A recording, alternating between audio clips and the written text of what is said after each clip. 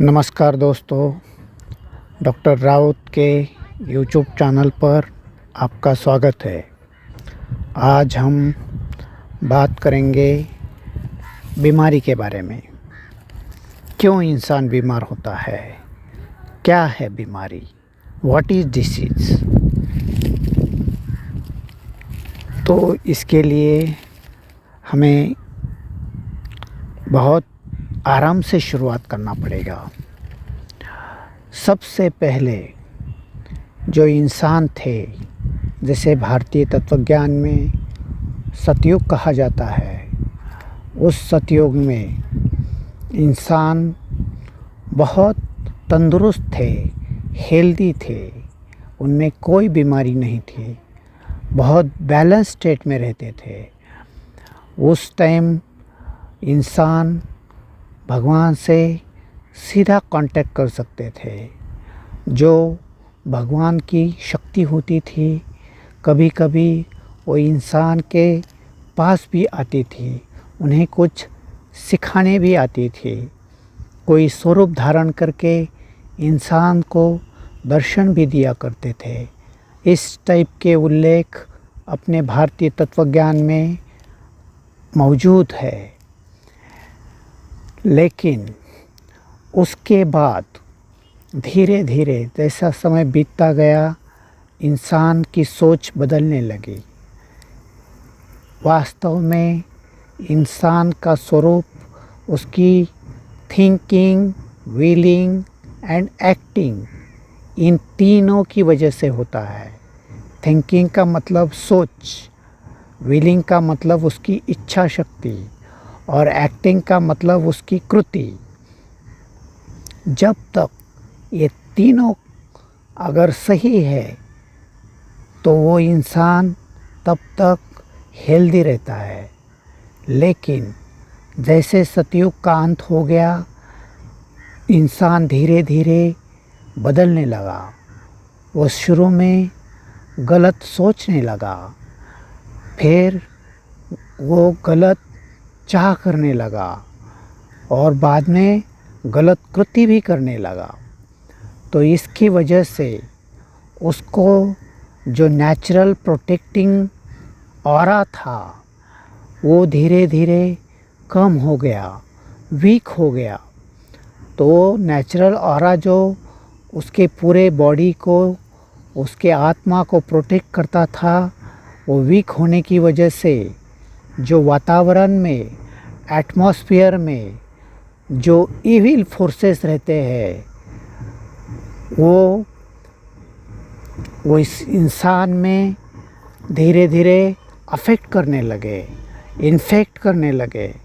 जैसे भारतीय तत्वज्ञान में पिशाच बाधा कहते हैं, भूत बाधा कहते हैं। एक्चुअली वो एक इविल एनर्जी होती है, और वो इविल एनर्जी एक बार इंसान को अफेक्ट कर जाए तो उसकी सोचने का तरीका, कृति का तरीका बदल जाता है। अगर वो इविल फोर्स इन्फेक्ट हो गया तो उसी वक्त या तो इंसान का पूरा कब्जा कर लेती है, तो उसी वक्त इंसान का जो डिफेंस सिस्टम रहता है, प्रतिकार शक्ति होती है, वो एक्टिवेट हो जाती है। ह्यूमन बीइंग को बचाने के लिए इंसान की डिफेंस सिस्टम एक्टिवेट हो जाती है, और वो बॉडी में ऐसे चेंजेस कर जाती है जो बैलेंस से अलग है, अल्टर हो जाती है।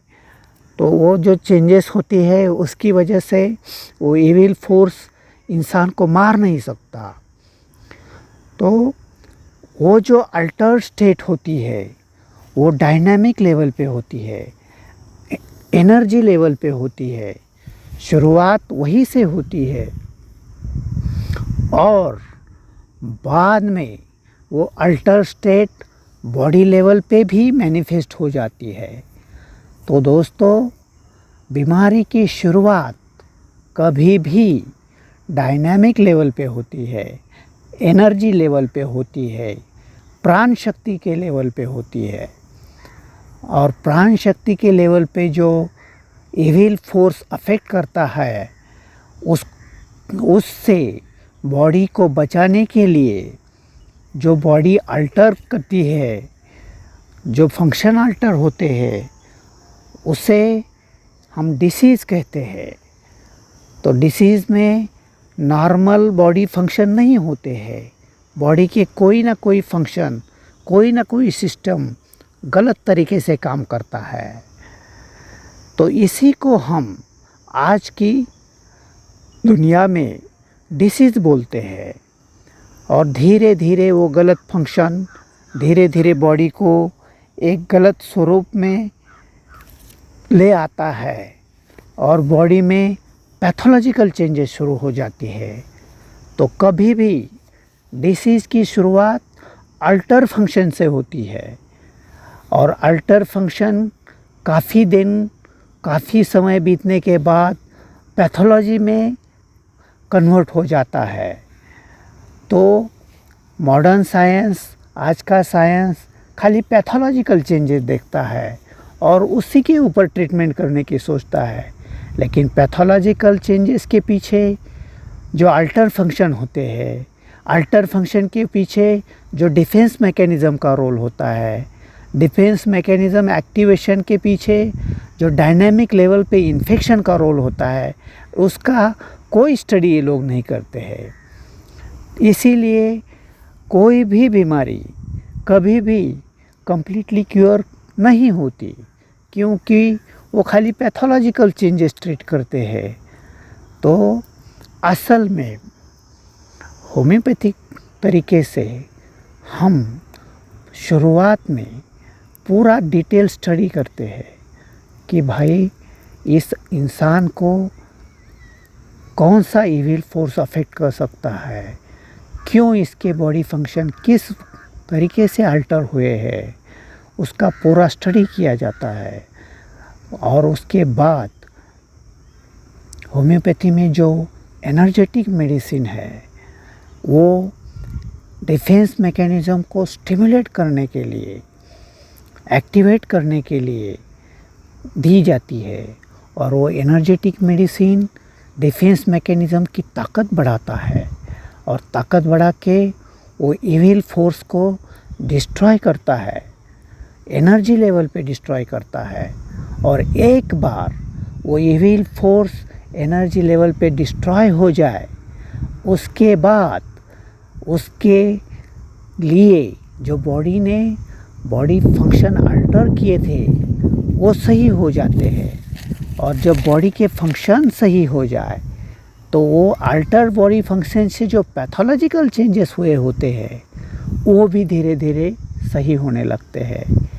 ऐसे एनर्जी लेवल से बॉडी लेवल तक असली क्यूरेटिव प्रोसेस ऐसे शुरू होती है। इसीलिए होम्योपैथी में बीमारी जड़ से निकाली जाती है। कैसे निकाली जाती है? जैसे मैंने अभी बताया, जैसे मुझे समझ में आया, मैंने वो एक्सपीरियंस आपके साथ शेयर किया। तो दोस्तों, आप भी सोचिए, अगर आपको कोई पॉइंट इसमें से समझ ना आए तो कमेंट बॉक्स में मुझे कमेंट करके बताइए। मैं और पढ़ाई करके और सोच के आपके विचारों से सवालों का जवाब देने की ज़रूर कोशिश करूँगा। मेरा YouTube चैनल आपके हर सवाल देने के लिए मैं एक एक वीडियो बनाऊँगा। मेरा ये फ़िलॉसफ़ी का चैनल मैंने इसीलिए चालू किया है कि आज इंसान को बहुत सारे सवाल है जिसको उनके जवाब नहीं मिलते हैं। वो खोजता रहता है कि भाई ऐसा क्यों है, बीमारी क्यों है, इंसान ऐसा क्यों सोचता है, आज इंसान में क्रोध क्यों बढ़ गया है, क्यों इतनी बीमारियां बढ़ रही है, इतनी अच्छी सिस्टम ट्रीटमेंट की होने के बावजूद भी, मॉडर्न साइंस के बावजूद भी इतना बीमार क्यों हो रहा है इंसान की आयु घटती क्यों जा रही है। धीरे धीरे इंसान, आप देख रहे हैं, पहले इंसान जो हमारे पिताजी के काल के थे, दादाजी के काल के थे। उसके बाद धीरे धीरे इंसानों का कद, बॉडी धीरे धीरे कम होता रहा है। इंसान की सोच गलत हो रही है, गुस्सा बढ़ रहा है। क्यों ऐसा हो रहा है? दिन ब दिन इंसान डिरेंज क्यों हो रहा है? इन सारे सवालों के जवाब मैं साइंटिफिक तरीके से हर एक वीडियो में देता रहूँगा। मेरी सोच आपके साथ शेयर करता रहूँगा। तो आप मेरे वीडियो देखते रहिए, शेयर करते रहिए।